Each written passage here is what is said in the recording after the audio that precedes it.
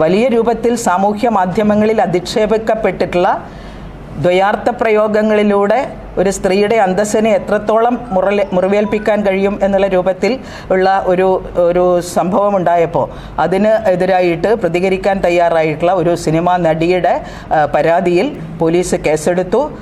മുഖം നോക്കാതെയുള്ള നടപടിയെടുക്കുകയും ബന്ധപ്പെട്ട ആരോപണ വിധേയനായിട്ടുള്ള കോടീശ്വരനായിട്ടുള്ള വ്യക്തിയെ നിയമത്തിൻ്റെ പരിധിയിൽ കൊണ്ടുവരാനും, അപ്പോൾ ഇന്നലെ അദ്ദേഹത്തിന് ജാമ്യം ലഭ്യമായിട്ടുണ്ടെങ്കിലും ജാമ്യ വ്യവസ്ഥ പാലിക്കുന്നതിന് വേണ്ടിയിട്ട് തയ്യാറാവാത്ത നിലപാടെടുത്തു. അതും ഒരു നിയമത്തിനെ ധിക്കരിക്കലാണ്.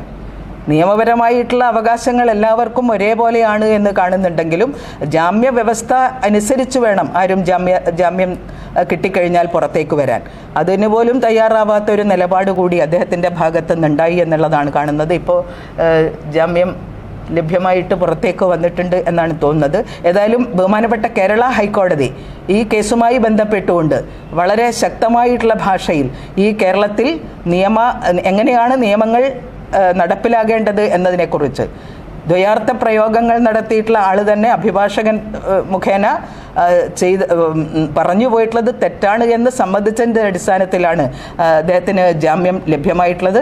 തീർച്ചയായും വാക്കുകൊണ്ടോ നോട്ടം കൊണ്ടോ ആംഗ്യം കൊണ്ട് പോലുമോ നമ്മുടെ സ്ത്രീകളെ അധിക്ഷേപിക്കാൻ പാടില്ല എന്നുള്ള നിയമമുണ്ടെങ്കിലും ആ നിയമം യഥായോഗ്യം നടപ്പിലാക്കപ്പെടാത്ത ഒരു സാഹചര്യത്തിൽ ഹൈക്കോടതിയുടെ ഇടപെടൽ ഈ കാര്യത്തിൽ വളരെയധികം ശ്ലാഘനീയമാണ്. തീർച്ചയായിട്ടും ഒരു നിയമ അവബോധമുള്ള ഒരു പൊതുസമൂഹത്തെ സൃഷ്ടിക്കുന്നതിന് ഇത് ഉതകുന്ന ഒരു സാഹചര്യമാണ്. ഇത് കേരളീയ സമൂഹത്തിന് നല്ല ഒരു സന്ദേശം നൽകാൻ ഇടവരുത്തിയിട്ടുണ്ട് എന്നുള്ളതാണ് ആ കേസുമായി ബന്ധപ്പെട്ടുകൊണ്ട് പറയാനുള്ളത്. അതിൽ ആ ബന്ധപ്പെട്ട നടി സാധാരണ നിയമം അനുശാസിക്കുന്നത് ഇത്തരത്തിലുള്ള അധിക്ഷേപങ്ങൾക്കിരകളായിട്ടുള്ള അതിജീവിതകളായിട്ടുള്ള സ്ത്രീകളുടെ പേര് പോലും പുറത്തു പറയാൻ പാടില്ല എന്നുള്ളത്. പക്ഷേ ആ നടി തൻ്റെ പേര് തന്നെ പറഞ്ഞുകൊണ്ടാണ് എനിക്ക് സമൂഹത്തോട് മുമ്പാകെ അത് പറയാൻ മടിയില്ല എന്ന് പറയും. യഥാർത്ഥത്തിൽ വിരൽ ചൂണ്ടേണ്ടുന്നത് നിയമലംഘനം നടത്തുന്ന സ്ത്രീയെ അധിക്ഷേപിക്കുന്ന ആളുകളാണ് എന്ന് ചൂണ്ടിക്കാണിച്ചുകൊണ്ട് തന്നെ അത്തരത്തിലുള്ളൊരു പരാതി നൽകാൻ ഒരു സിനിമാ നടി മുന്നോട്ട് വന്നിട്ടുള്ളതിൽ വളരെയധികം സന്തോഷമുണ്ട്.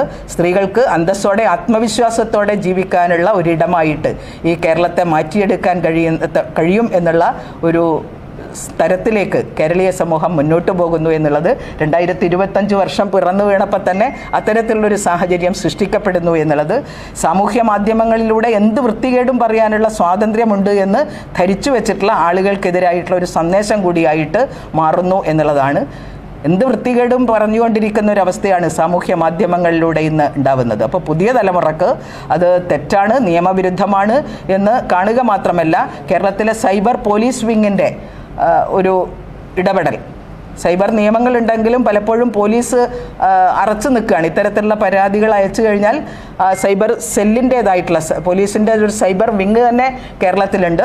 വളരെ ശക്തമായിട്ടുള്ള നടപടികൾ നിയമത്തിൻ്റെ പരിധിയിൽ നിന്ന് കൈക്കൊള്ളാൻ സ്ത്രീക്ക് ആത്മവിശ്വാസത്തോടുകൂടി ജീവിക്കാൻ ഉതകുന്ന സാഹചര്യം ഉണ്ടാക്കാൻ ഈ സൈബർ നിയമങ്ങൾ ശരിയായ രീതിയിൽ ഉപയോഗിക്കുന്നതിന് വേണ്ടി സൈബർ പോലീസ് വിങ് തയ്യാറാവണം എന്നുള്ളതാണ് വനിതാ കമ്മീഷൻ ഇക്കാര്യത്തിൽ പറയാനുള്ളത്.